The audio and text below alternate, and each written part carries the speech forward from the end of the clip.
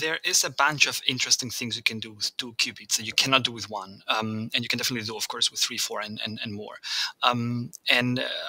Just to begin with, the notion of more than one qubit already tells you that intuitively there's more information you can work with than the actual sum of its parts, right? So it's not that you can just manipulate both qubits separately and then that's it, but there's more to it. Like you can, with 2 qubits, you can already create correlations, so entanglements.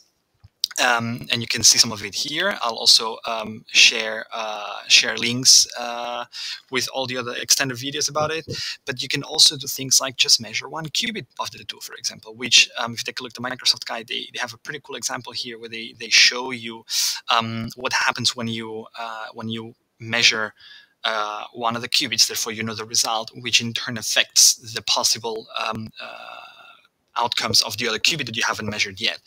That is really interesting because you can use that result to then influence and apply other operations. So you can control operations on the second qubit based on the result of the first qubit. And I think that's just the surface. Feel free to take a look at the other videos and links that I have about this topic, and stay tuned for more.